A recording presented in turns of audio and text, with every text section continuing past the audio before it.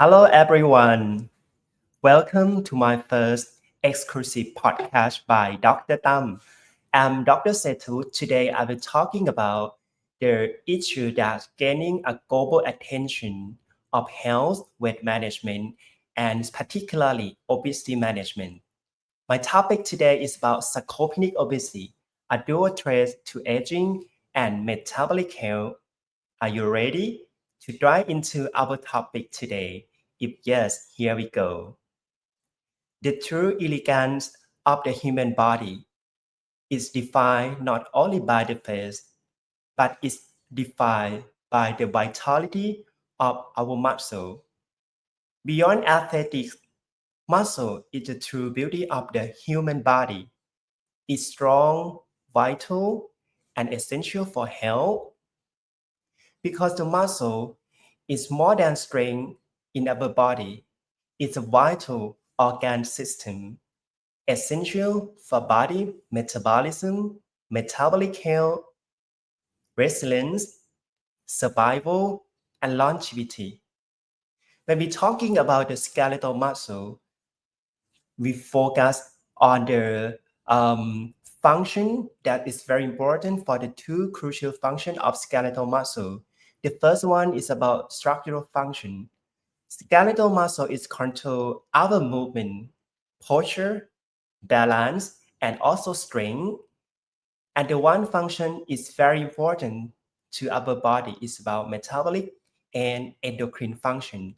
As we know, skeletal muscle is a reservoir of amino acids that preserves our energy during the movement, we have the exercise, stress, and also during illness.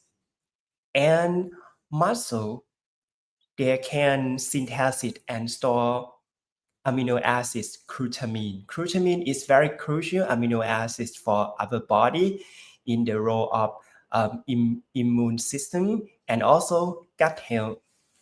One of the important function of skeletal muscle is act as the endocrine organ because it can produce many of biosignaling marker. One of these is myokine. Myokine is biosignaling molecule that's produced from skeletal muscle. It take action throughout our body from the brain and to the tube. In this picture, you can see that myokine production is can uh, take action from the immune system, bone, muscle, brain, and also vascular health. The skeletal muscle can produce the myokine in response to movement and also exercise. And myokine can take action as the hormone to our body and can communicate to many organs in our body system, including brain, bone, and vascular health, gut health, liver, pancreas, adipose tissue, immune function, immune system, and muscle itself as well too. And in this picture, you can see that myokine, for example, be brain BDNF, brain derived neurotropic factor, is take the important action to our brain goals, our neuron. Ellipsin is one of the hormones that is very crucial for metabolic control. But one of myokine that gain about the attention in many of study is interleukin 6. Interleukin 6 is produced from skeletal muscle cell and is have multi-function in our body. Interleukin 6 it can produce or stimulate of fat burn and fat oxidation is enhanced about the glucose uptake to the muscle cell and glucose metabolism. And also interleukin 6 is an immunomodulator. And one of the important functions of IL-6 is anti-inflammatory myokine. So muscle is very important, not only for structural function, but also for metabolic and endocrine function. Skeletal muscle mass and strength is generally peaks by the mid 20 to 30 years of our lives. But unfortunately, you can see from this picture, muscle mass and also muscle strength decrease by approximately around 3 to 8% per decade after age 30. And when we reach to 60 years old, the rate is more speed up. And when the people that is around 70-year-old, muscle mass is declined around 10 to 15% per decade. So we need to preserve, we need to build muscle in the early lives. It's very important. And how about muscle strength and muscle power?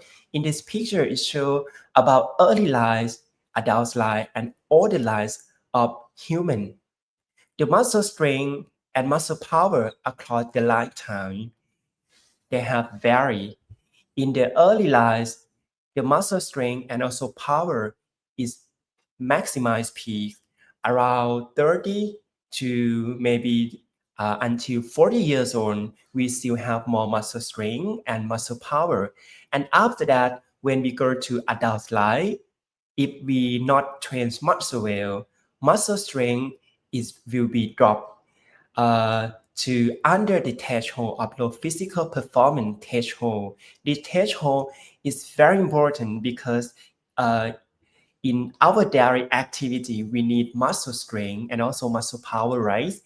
In some people who not training muscle well, this strength and power will be rapidly drop, maybe until the threshold of disability. And in the older life, it's very, very important periods in our lives because some case in elderly, muscle strength and also muscle power that drop below the threshold of disability. So it's bringing to many risks of chronic disease, particularly NCD, heart disease, and also musculoskeletal disease. We call the condition of low muscle strength as dynapenia and low of muscle power as powerpenia. Muscle power is the first thing that drop before muscle strength and also muscle mass. So right now, if you don't training your muscle well, you not regularly exercise, your muscle power will be dropped. So quickly than muscle strength and muscle mass. So I think exercise plan is very important to maintain your muscle power, muscle strength, and also muscle mass. To prevent or delay muscle loss, the aim is to maximize muscle in the youth and adulthood, maintain muscle in medium age, and minimize loss in the older age. This is our mission, right? And how about aging-related change in skeletal muscle structure and function? In this picture, it shows normal muscle fiber in adult life, muscle mass increase, and body fat is lower than muscle fiber. We can see healthy mitochondria. Mitochondria is one of the organelles in our cell. It's like the powerhouse of cell. If the muscle they have abundance of mitochondria, is represent of the healthy muscle. When we have aging process occur, muscle fiber is atrophy fiber. Muscle mass lower and is replaced by body fat. And how about mitochondria? Mitochondria is changed both size and quality. So mitochondrial dysfunction is one of the main cause of muscle change. We call this condition is sarcopenia. And in this picture, it clearly show you about the MRI of two thighs muscle. From your right side, it show about the muscle mass in young, healthy thighs muscle. Muscle mass size is bigger than the fat mass, and in the opposite picture, in the your left side, it shows lower of muscle mass, fragmented, and infiltrated by body fat mass, and together with connective tissue. So when the muscle mass is lower, muscle strength is lower, is common is a common character of muscle change when we have aging occur, and especially when we have increased body fat in size. So lower muscle, increased body fat is very important thing that we need to screening and we need to prevent in the future. And what is sarcopenia? Sarcopenia in Asian, they have the Asian Working Group for Sarcopenia or AWGS and update in 2019. They define sarcopenia as age-related loss of muscle mass together with low muscle strength and or low physical performance. If you have the case or your patient who suspected about sarcopenia, you need to screening first with the questionnaire or simple tool. And if it's positive, we need to confirm sarcopenia by the criteria diagnosis of sarcopenia of AWGS 2019. We start with test of muscle strength by hand grip dynamometer or the other test, and we need to confirm about low muscle mass by the body composition analysis. It may be use of DEXA scan or the bioimpedance analysis and test of the physical performance. So I will talk later after this. And what happens when we have more aging and obesity? In this picture, it showed three types of older adult. The first one, healthy older adult, they have active lifestyle, independent, they have the large muscle mass and minimal of fat inside. But sarcopenic older adult, their posture is changed, they look low energy, they look dependent, and the deep inside it shows lower of muscle mass.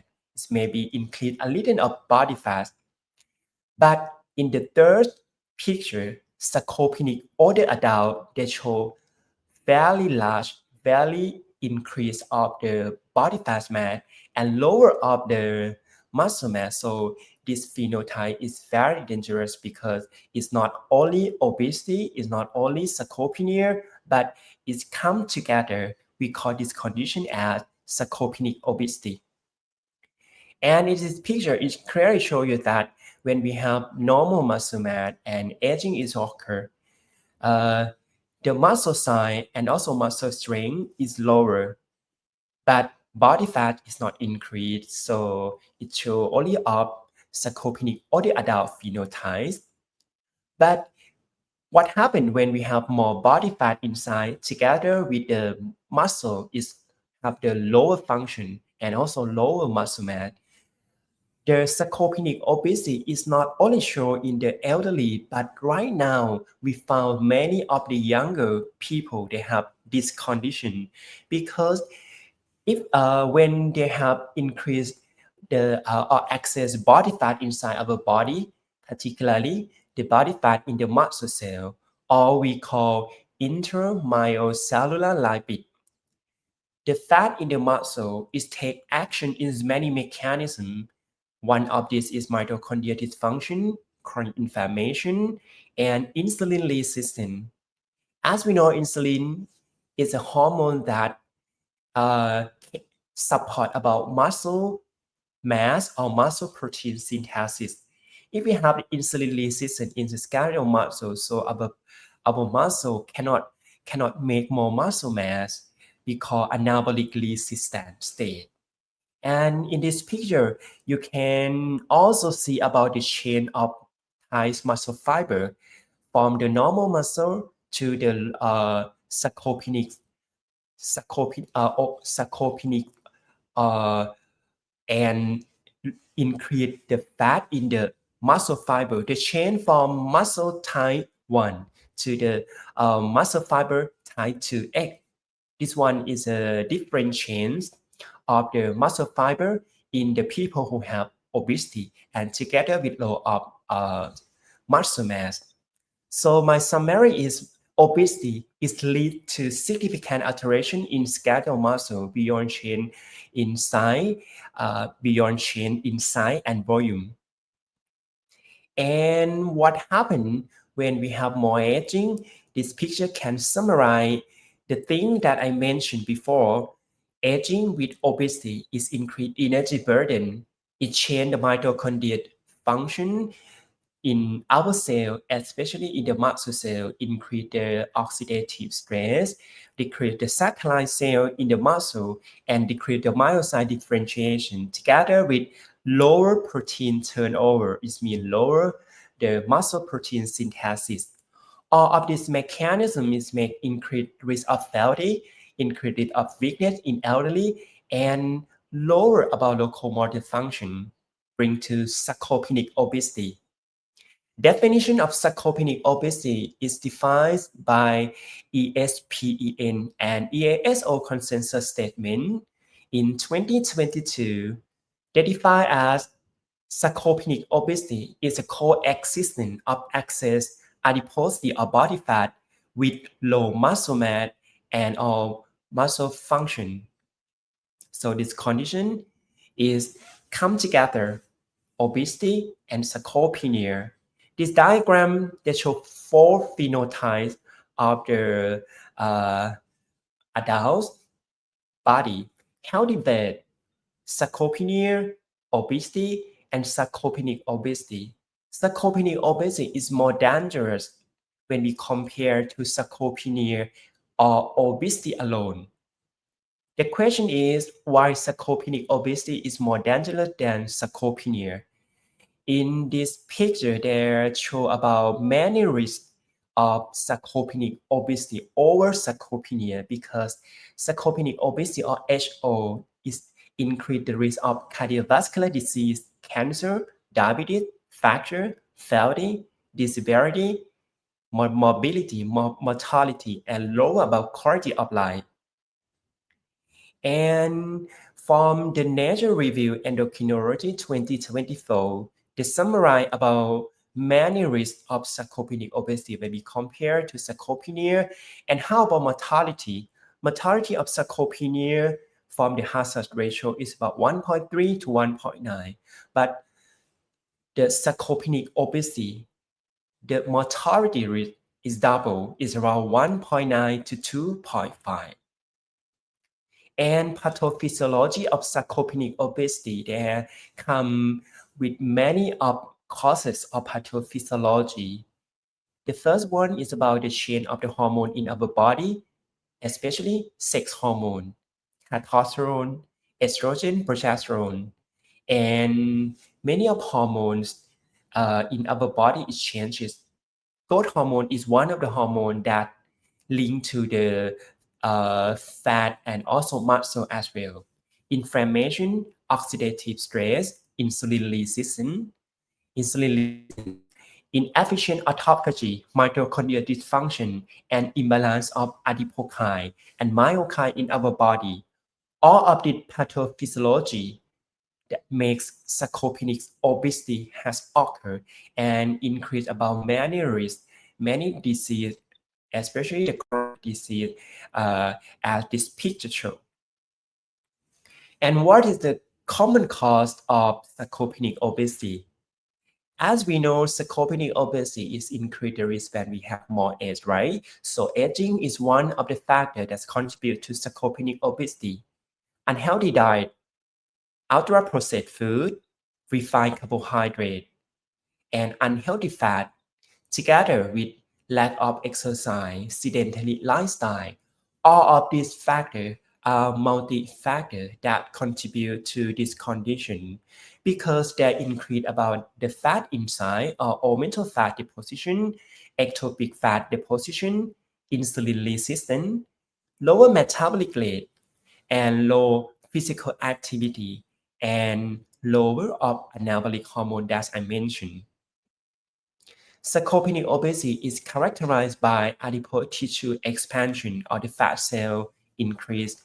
As we know, when the fat cell that increase in size and the function is changed, is make the fat cell more inflamed. When they're inflamed, they produce more pro-inflammatory cytokine, and all of these cytokine, they will lead to the condition as insulin resistance in our body. So it will be like the vicious cycle in our body. When you have more body fat, you have more insulin resistance, and the insulin resistance make your body gain more fat. And finally, it's bring to the condition of increase of body fat and anabolic resistance, lower of muscle synthesis. And one scenario or situation you can see in your common practice, or you can see from your friend, your family member, or many of people is weight cycling. Weight cycling is defined as when you try to lose weight with maybe many of methods such as restrict your diet, exercise, intermittent fasting, or maybe medication. And after that, you cannot maintain your body weight for a long time. You gain weight maybe in the same level or beyond the same level. We call one time of the weight loss and weight regain as weight cycling. In this paper, they show about information of weight cycling as a risk factor for low muscle mass and also muscle strength in population of males and female with obesity. And the data show information that when you have weight cycling more than 5 cycles, you have risk of sarcopenia around 50%. So it's very important.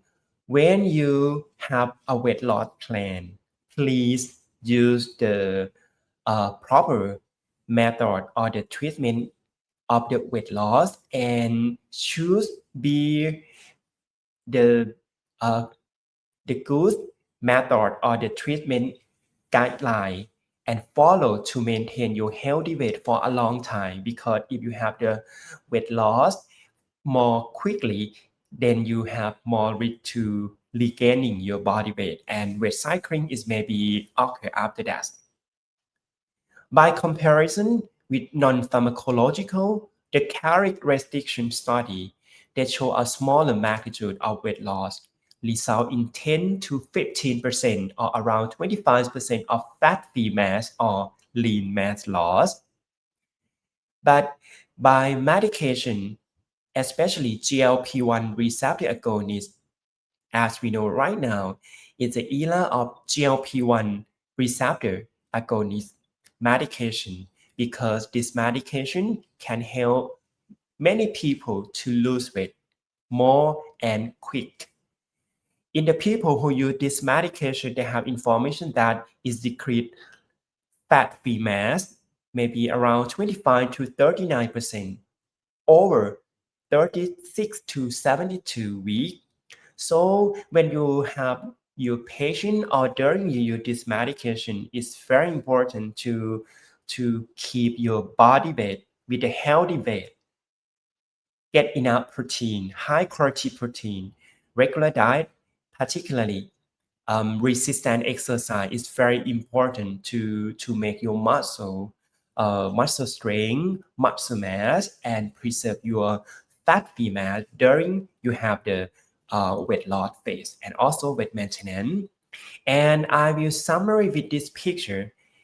In obesity management, muscle-related goal is very important, because if you have suboptimal treatment for your patient, such as you restrict more diet, you restrict more calorie, and non-adequate exercise or nutrition, or more stress, or it take a short time of weight loss, your kid or your patient will have more risk of sarcopenic obesity, because their loss of muscle mass, they increase the risk of weight cycling and increase the sarcopenia when they have aging. In this condition, we call the people they have poor metabolic health. So our goal should be reduce body fat or adiposity first, and optimize muscle mass by optimal protein, optimal nutrient dense diet program, and structural exercise program with weight training, cardio exercise, and lifestyle intervention should be implemented and applied in our program to make your patient have a healthy weight loss program. To preserve or increase muscle mass is very crucial and can make about the success of weight maintenance in the future. How about diagnosis of sarcopenic obesity? As I mentioned, ESPN and EASO consensus 2022, they give about the 3 steps of screening, diagnosis, and staging of sarcopenic obesity. We start with screening who had the high risk case of obesity, of sarcopenia. We can use the simple tools such as BMI, waist circumference, to screening about obesity, and use about the clinical symptom, clinical suspension, questionnaire such as HARCS questionnaire in other subject to screening about sarcopenia.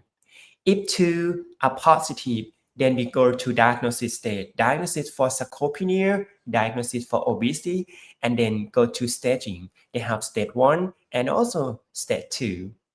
So we will look deeper insights about the screening method. Screening of obesity, we can use BMI or waist circumference based on ethnic cutoff point, such as in Asian population, we use BMI of 20 greater than or equal to 25 kilogram per meter square, right, for Asian population. And waist circumference, we use the waist circumference greater than or equal to 90 centimeters for male and 80 centimeters for female in Asian population. And you can also use the calf circumference or CC. You can measure in the wideness of the calf muscle. For male, it's less than 34 centimeters. For female, it's less than 33 centimeters. They need to evaluate further step. And the questionnaire HARCS, they come from strength, assistance in walking, rise from a chair, climb stair, and fall. If the score of this questionnaire is greater than or equal to 4, they have more risk to sarcopenia. So we need to go to next step is diagnosis. Diagnosis of sarcopenic obesity, there have including 2 of diagnosis, right? For obesity, we can use the body fat, percent body fat of diagnosis, and visceral fat area is one of the criteria that we can diagnose for obesity. But for sarcopenia, we need to diagnose by muscle strength first, hand grip dynamometer, knee extension strength test, gait speed test, and 5 times sit to stand chair test. It's very easy to test in your clinical practice because you can apply this test to your patient to make a diagnosis of the muscle strength. And next one, we need to find out about low muscle mass by body composition analysis.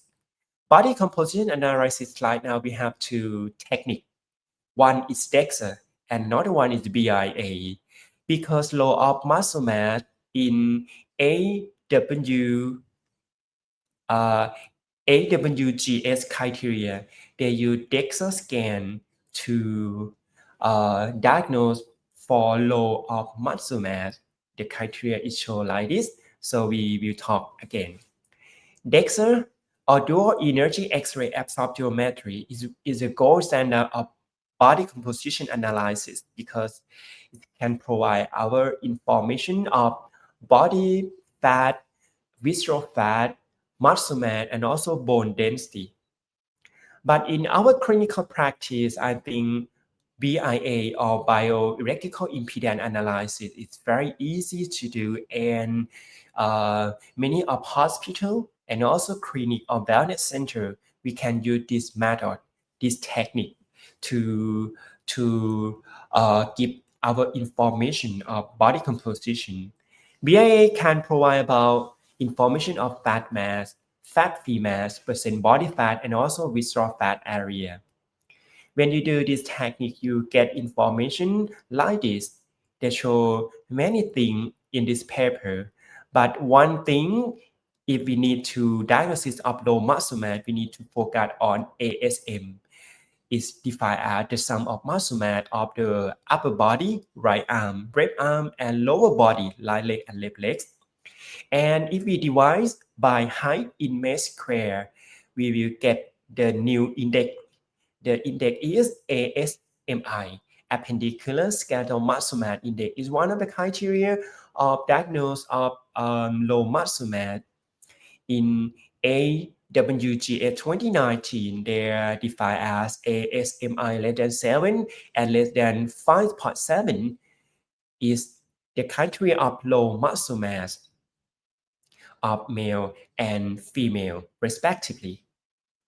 How about the guideline in Asian Japanese Working Group on Sarcopenic Obesity or JWGSO? They developed about guideline to screening and diagnose of sarcopenic obesity for the people from 40 to 75 years old. The first step screening of sarcopenia and screening of obesity. For obesity, they use the BMI and waist circumference. And screening of sarcopenia, they use the calf circumference, the questionnaire, fingering test, or UB Wacker test. This one is very interesting test. You can test for yourself, but it have limitation because sometimes some people there they have like the vary of calf muscle, so it should be used at only for the screening test.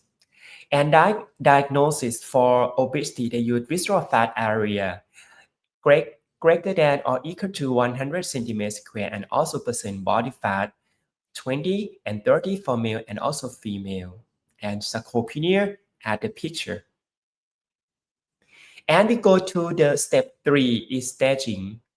The staging of sarcopenic obesity is very simple. Stage 1, sarcopenic obesity without complication.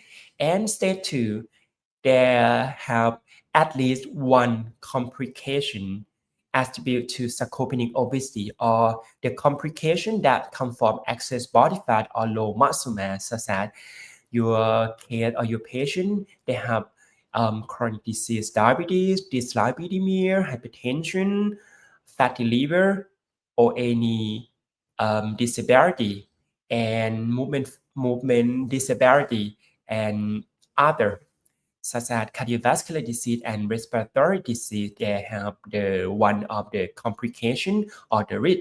So in the people who have sarcopenic obesity stage 2, they need more intervention or the treatment because excess body fat come together with low muscle mass is very dangerous and is affect to our body, our health more than only uh, only obesity and sarcopenia alone, as I mentioned.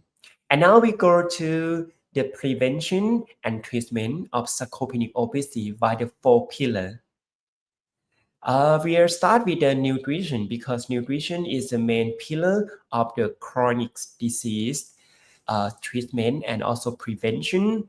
Nutritional plan, right now we focus on lower about the calorie, particularly from the refined carbohydrate, ultra-processed food, and also the dietary fat. We should increase about the high quality protein to our patient, and amount of protein per day or protein requirements for a day should be increased, maybe around 1.2 to 1.5 gram of protein per kilo of fat-free mass or ideal body weight per day, and divide maybe for 3 to 4 meals a day, particularly in the people who cannot get more protein in the small meal. We need to divide for many meals and increase about the high quality protein. High nutrient diet is very important. We should choose about the complex carbohydrate, vegetable, fruit, and healthy and good fat from like the fish, from egg, from nut, and like the olive oil.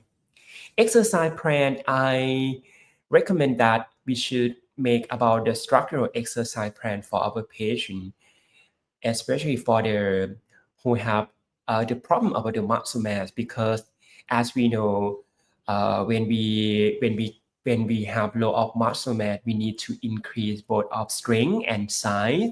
Structural exercise program should be resistant exercise 2 to 3 times a week, and combined with aerobic exercise or cardio exercise and stretching. But it should be based on your patient or your case preference, because if they like of this activity, they can continue for a long term, or we call the adherence. And healthy lifestyle plan is very important. Sleep, hygiene, stress management, and medication or supplement. In some case, they need to combine together for the treatment.